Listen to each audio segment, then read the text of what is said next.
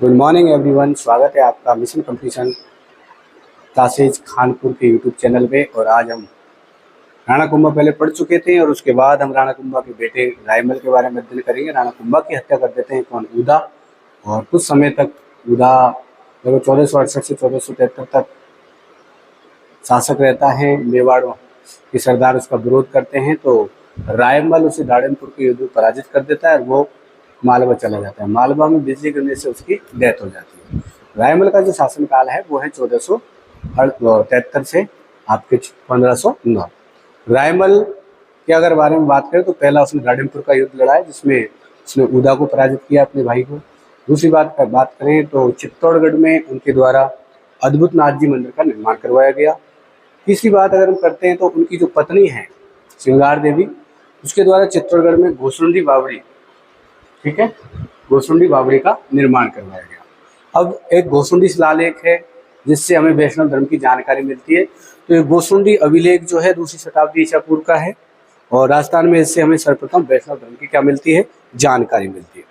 आगे देखो, बात करें रायमल के कुल पुत्र बताए जाते हैं 13। कितने पुत्र बताते हैं? 13। और पुत्रियां हैं उसकी 2, जिनमें से 4 पुत्रों की अगर हम बात करते हैं तो महत्वपूर्ण है आपके पृथ्वीराज सिसोदिया, जयमल, राज सिंह और संग्राम सिंह प्रथम।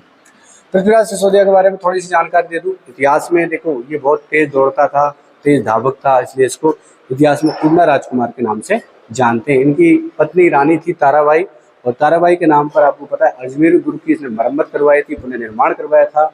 इस वजह से अजमेर दुर्ग का नाम क्या पड़ गया? तारागढ़ पड़ गया। इनकी जो मृत्यु है धोखे में, इन्होंने बहुत सारी नींद की गोलियां खा ली थी, इस वजह से इनकी मृत्यु हो गई थी।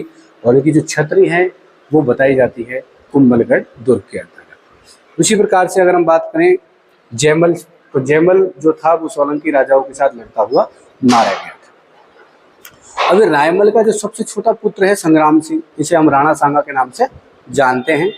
ये चारों के मध्य उत्तराधिकार संघर्ष होता है। उत्तराधिकार संघर्ष में क्या है, सबसे पहले कि ज्योतिषी से बात करते हैं कि हम चारों में से शासक कौन बनेगा। तो वो ज्योतिषी संग्राम सिंह का नाम लेता है। इस बात से इनमें आपस में अनबन हो जाती है, ठीक है। तो इनका एक चाचा होता है और उस चाचा का नाम है सारंगदेव। और सारंगदेव कहता है कि आपको लड़ने की इस प्रकार से जरूरत नहीं है और अपन भीमल गांव की एक चारण पुजारन है उसके पास चलेंगे तो वो सही आपको जवाब देगी कि कौन शासक बनेगा। शायद कहीं ना कहीं उसकी महत्वाकांक्षा भी शासक बनने की थी। तो जब वो भीमल गांव के पुजारन के पास जाते हैं तो वो भी उस ज्योतिषी की बात का समर्थन करती है।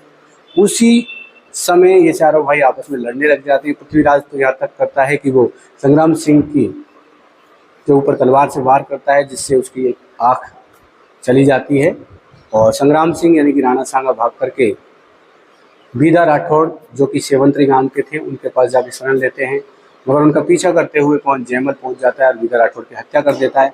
वहाँ से संग्राम सिंह जाकर के अजमेर में जो श्रीनगर है वहाँ पर शरण लेते हैं। और उसके बाद देखिए संग्राम सिंह के बारे में हम अगले वीडियो में जानेंगे। तब तक के लिए जय हिंद, जय भारत।